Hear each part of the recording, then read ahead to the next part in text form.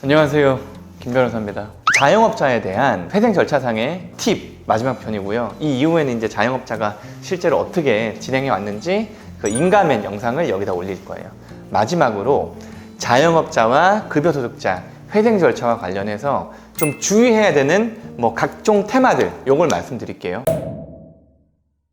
일단 자영업자 같은 경우는 일반 급여소득자들이 갖고 있지 않은 다양한 채권들이 존재해요. 일단 임금채권. 물론 사업하시는 분들 중에 일하는 사람 월급을 절대로 밀리지 않겠다라고 하시는 분들이 많이 있겠죠. 너무 당연하게. 그래도 밀리는 분들이 있단 말이에요. 이 임금채권은 상당히 특이한 채권이에요. 특이한 채권. 이게 개인회생 재단채권이라고 하는 건데, 회생채권에는 여러 종류들이 있단 말이에요. 그 중에 회생 절차에 포함되지 않고 별도로 변제해야 되는 채권이 개인회생 재단채권이에요. 임금 있잖아요. 이 임금. 이거는 회생 절차에 채권상 포함해서 나눠서 갚거나 못 갚은 걸 면제해주는 채권이 아니라 이거 네가 알아서 갚어. 요런 채권인 거야. 다만 실무상으로는 그렇게 취급하는 경우들도 있지만 단기간에 그 변제가 되는 채권이다. 그러니까 수천만 원이 밀려 있으면 한 번에 못 갚잖아요. 당연히 몇백만 원 밀려 있다. 그러면 만약에 내가 변제금이 한 달에 100 얼마 된다. 이렇게 하면 한 3, 4개월이면 갚을 수 있잖아요. 그런 경우에는 회생법안에 따라서 아니면 회생위원회에 따라서 재단채권이라 해도 회생기간에 포함을 시켜서 갚게 허용해주는 법원들이 가끔 있어요. 그러니까 이거 참고하세요. 임금채권을 절대 깎이는 거 아니에요. 그 다음에 임금채권은 여러분들이 아시겠지만 지급해야 되는 날로부터 14일 이내 안 갚으면 형사고소도 할 수 있어요. 이럴 경우에는 채당금을 지급하고 형사고소의 위험을 좀 없애는 경우들이 있는데, 요거는 궁금하시면 저희가 알려드릴게요. 법인회생이나 파산할 때는 항상 채당금에 대해서 좀 처리를 좀 해드리거든요. 왜냐면 직원이 많으니까. 어쨌든 임금채권 특이하다. 그 다음에 세금채권. 세금채권은 아시겠지만 우선순위 채권이어서 이 전체적으로 다른 일반 회생채권보다 좀 더 먼저 갚아줘야 돼요. 이 전체 기간에 특정 기간을 쪼개가지고 2분의 1 정도의 기간. 요것도 여러분들이 알고만 계세요. 자영업자 같은 경우는 소득 계산하는 거 되게 힘들다 그랬잖아요. 왜?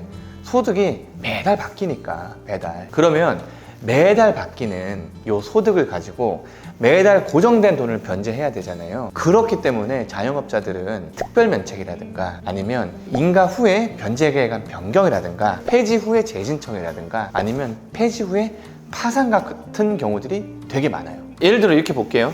코로나 바로 직전에 자영업자가 회생 신청을 했어. 근데 코로나가 터졌어. 어떻게 하실 거예요? 매출 현저히 줄어서 이 변제금을 납부하지 못하는 사정이 있다면 특별면책이라든가 아니면 사실 시도해본 적은 없지만 인가 후 변제계획안 수정을 할 수 있어요. 사실 시도해본 적 없다는 말은 거의 안 해준다는 얘기예요. 사실 특별면책이라든가 재신청이라든가 파산 쪽을 더 많이 추천을 드리는 편이고,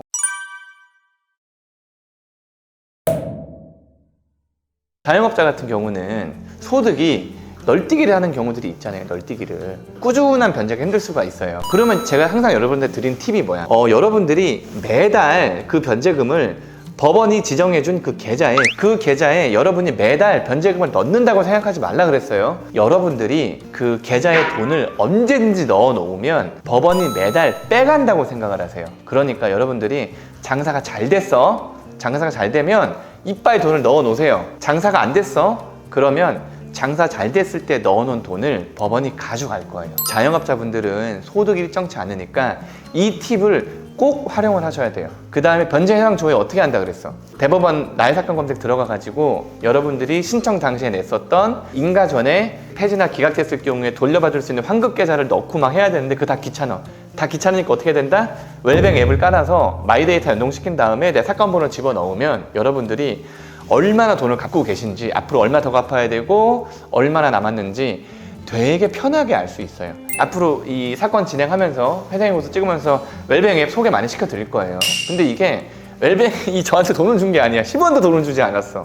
근데 진짜로 쓸만한 것들이에요. 쓸만한 것들. 왜냐면 우리 의뢰인들이 편하게 회생 절차 진행할 수 있도록 제가 추가적으로 만들어달라는 기능들도 추가시켜 주셨고, 제가 계속 웰뱅 하는데 요 이후에 웰뱅이랑 찍은 많은 영상들이 올라갈 거예요. 웰뱅 그 마이데이터의 기능들이나 아니면 대출 잘 받는 팁이라든가 신용 관리하는 팁, 회생 중에 카드 만드는 거 이런 것들 다 올려드릴 거니까 좀 관심을 가지고 봐주시면 될 것 같아요.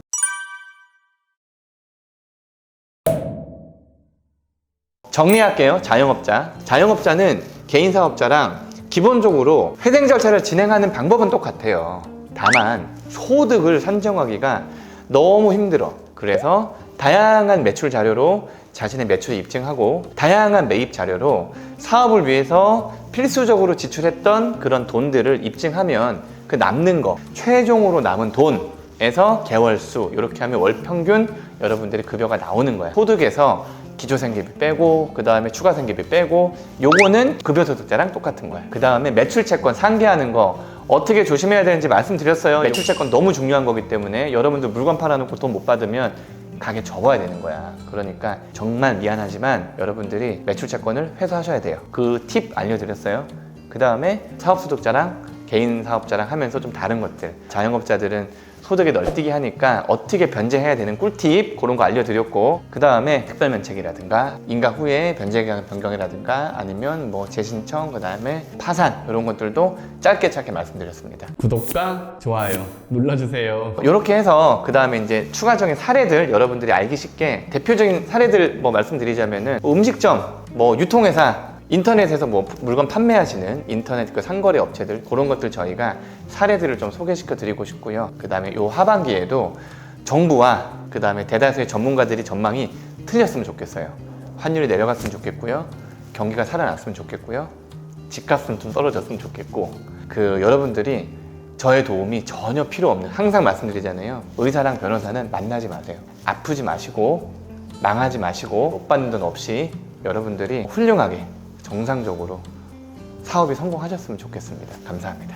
추석 잘 보내셨기를 바라고요. 다음에 또 올게요.